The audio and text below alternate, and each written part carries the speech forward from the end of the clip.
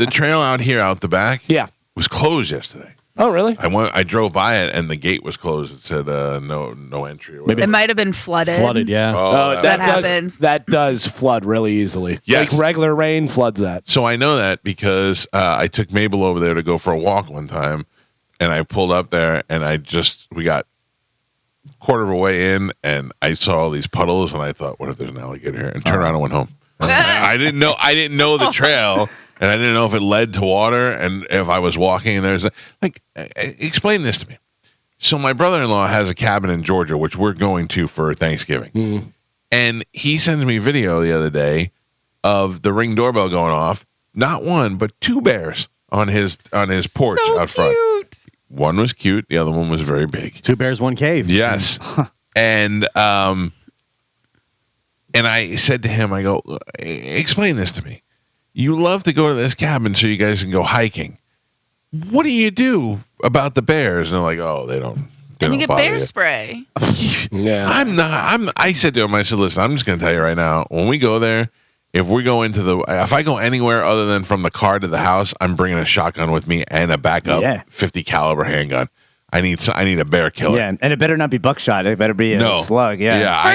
No, I don't think that's fair. That's like if you go listen to this. It's like if you go into the water and a shark bites you, you went into their home. Yes. That's on you. So you're taking a risk by going into that bear's house. You're not allowed to hurt the bear. So I should just give it up to the bear if the bear decides he wants to eat. I'm not going to go hunt. I'm not hunting him. I'm not like, if we see a bear, shoot it. I'm saying if the bear comes after me in the woods.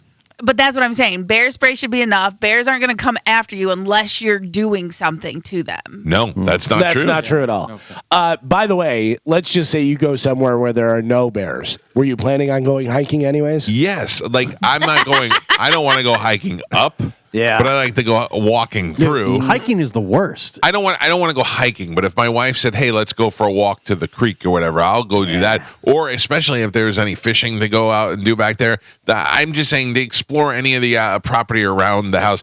But I'm so paranoid. When we rented the house in Pigeon Forge with Bobby Kelly, we were sitting around the fire pit outside, and everybody's talking. And I'm like, we're making s'mores at a fire pit. If there's a bear somewhere right now going, I'm going to eat these s'mores and these people smelling this stuff. I couldn't relax. Yeah, I completely understand that. Around here, there's not a lot of bears, I'm not worried about it. And I run with 2 knives in my hand the entire time, I'm ready to go. But I heard something the other day, and I didn't know what it was. Like a rustling? But like a big rustling, and I would stop. Might have been a boar. Like, it was so loud. I have my headphones in, and I could hear it, and I stopped my music, and I looked, and I was like, might have been a boar, Galvin, which were very, very abundant aggressive. over here. Aggressive. Any mangroves nearby? No.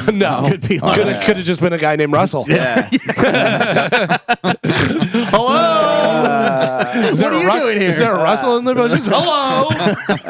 Carmen, I don't think, like, what would you do if you went hiking and all of a sudden, and you saw a bear? Well, I would saw it. Like, if it just came, if it was down the road a small ways and it just started coming towards you aggressively.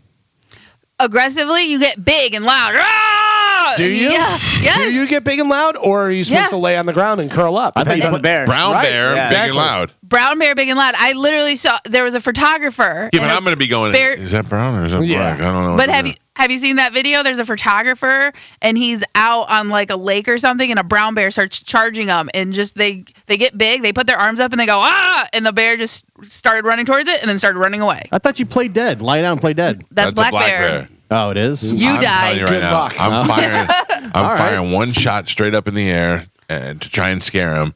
And then the second shot's going right through his neck. But that's the thing. That shot up in the air will scare it away. Okay, but if it's still coming at me, just know I'm blowing its bare face off. By the way, I'm pretty sure Jim Gaffigan said that about, you're supposed to get big for the one or lay down for the other. And he goes, that sounds like something a bear would tell you. Lay down. You're supposed to just lay down. Nom. Take it. I'll be fine. I'm not going to encounter any bears on my couch. Yeah. You, of all people, the way you've been to so many places. My wife loves hiking. We go to these places. They want to hike, and I bitch and complain the entire time. I only go because my anxiety makes me think that they're going to fall off the cliff, get attacked by a bear. You have to be out there to save them. Get lost, and now somehow I'm going to be the savior. They all got Apple Watches. We'll find them eventually. Poor family. It's the worst. You saw the video of the mountain lion stalking that guy and just following him along. Yeah. You're like, oh, good grief. Better than pushing my wife off a cliff is to pushing her to the bear. Yeah. Oh yeah. Well, Because they say you don't have to be able to outrun the bear, just outrun whoever you're right. Yeah. And the thing is that at that point,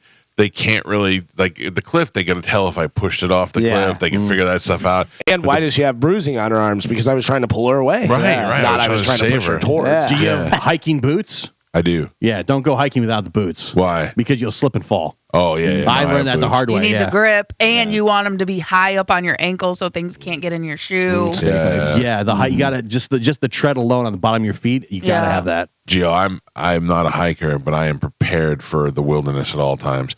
I have I have the boots, and I also have ankle holsters, Nice sword holders. I'm ready to go. I wore Crocs and thought I tore my ACL. Crocs to hike? Yeah, it was a dumb idea. You're No an wonder you idiot. hate it. Yeah, I literally thought I just tore my ACL. You have to carry me out of here. They do make hiking sandals, though, I will say, because when I went to Colorado, I had hiking shoes on, I had hiking boots on, and I was like, oh, yeah, did it. And I would look like such a nerd. Everyone just had flip-flops on and slides. They also have the hiking running shoes where they're high up. They're the high top running shoe kind of thing, whatever, but they have the ankle support and everything. Oh, this guy's got full on. I'm wearing my Timberlands. Crocs, no. Hey dudes, no. Yeah, no.